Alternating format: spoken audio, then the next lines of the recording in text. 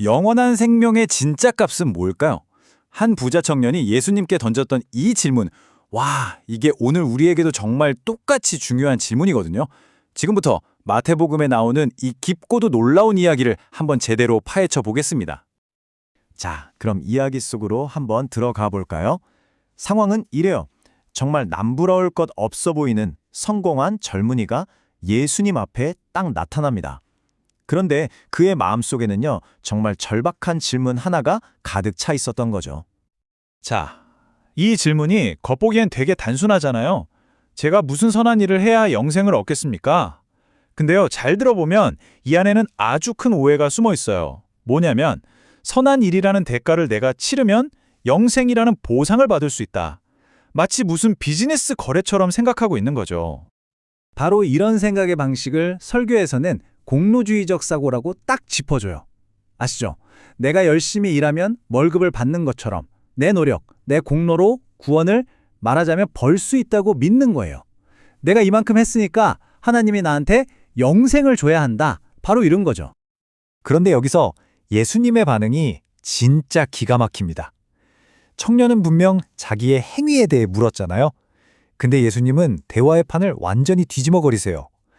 왜 나한테 선한 걸 묻느냐? 선한 분은 오직 한 분이다 하면서 시선을 확 선함의 유일한 근원이신 하나님께로 돌려버리시는 거죠. 그러자 이 청년이 아주 자신만만하게 말하죠. 아, 그 계명들요? 저 다 지켰습니다. 그런데 바로 이때 예수님의 다음 한마디가 그 자신감이라는 껍질 바로 밑에 숨어있던 진짜 문제를 수면 위로 확 끌어올립니다. 네, 바로 이 지점이 이 이야기의 완전 핵심이에요. 청년의 진짜 문제는요, 겉으로 보이는 행동이 아니었어요. 훨씬 더 깊은 곳, 그의 마음 중심에서 그가 진짜로 섬기고 진짜로 숭배하는 대상이 도대체 뭐냐는 거였죠. 알고 보니 그의 마음을 다스리는 거대한 우상이 둘이나 있었던 거예요. 첫째는 눈에 보이는 우상, 바로 재물이죠. 어마어마한 부자였으니까요. 하지만 그보다 훨씬 더 교묘하고 위험한 우상이 있었으니 그건 바로 나는 꽤 괜찮은 사람이야. 나는 율법을 다 지켰어. 라고 믿는 자기의라는 보이지 않는 우상이었습니다. 제가 아직도 부족한 게 있습니까? 와, 이 질문에서 그의 자신감이 느껴지지 않으세요?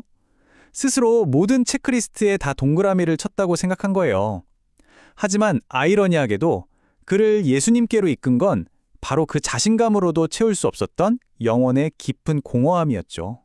자, 이제 이야기는 클라이맥스로 치닫습니다. 이 청년의 마음을 정확히 꿰뚫어 보신 예수님께서 과연 그에게 어떤 도전을 던지시는지 우리 한번 같이 보시죠. 예수님은요, 딱 한 가지 명령을 하십니다. 하지만 이건 그냥 또 하나의 계명이 아니에요. 이건 그의 마음속 왕자에 앉아있는 진짜 주인이 누구인지를 폭로하기 위한 그야말로 모든 것을 건 시험대였던 거죠. 아, 그리고 여기서 예수님이 말씀하신 온전함이라는 단어, 이거 정말 중요해요. 이게 우리가 생각하는 흠 하나 없이 완벽한 그런 뜻이 아니거든요. 여기서의 온전함은 뭐냐면 마음이 둘로 나뉘지 않은 상태, 즉 두 주인을 섬기지 않는 하나의 마음, 전심을 의미하는 겁니다. 이 그림을 보시면 바로 이해가 되실 거예요. 청년의 마음은 정확히 반으로 쪼개져 있었어요. 하나님도 섬기고 싶고 동시에 내 재물도 포기할 수 없고 이렇게 마음이 양쪽으로 나뉘어 있으니 당연히 진정한 의미의 온전함에는 이를 수가 없었던 거죠.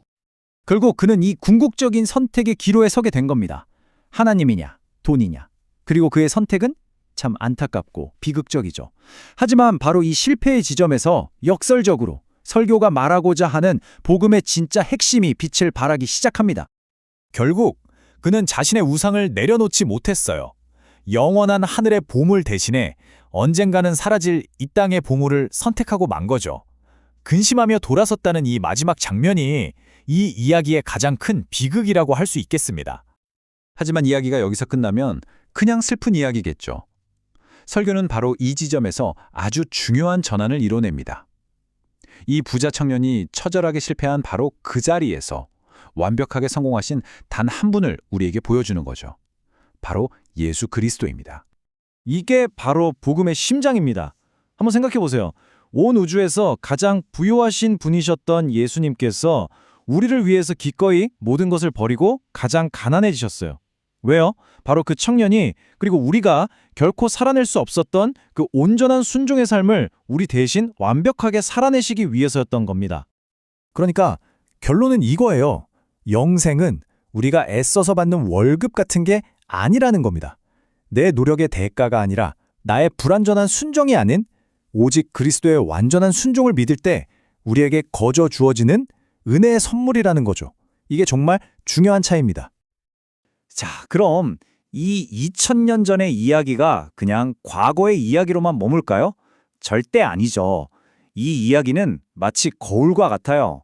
오늘을 살아가는 바로 우리들의 마음을 정면으로 비추고 있거든요. 여기서 설교는 우리에게 두 가지 종류의 순종이 있다고 말해줘요. 왼쪽을 보세요. 이건 율법적 순종이에요. 하나님의 사랑을 얻어내려고 애쓰는 거죠. 늘 내가 뭘 더 해야 하지? 불안해하는 무거운 순종입니다.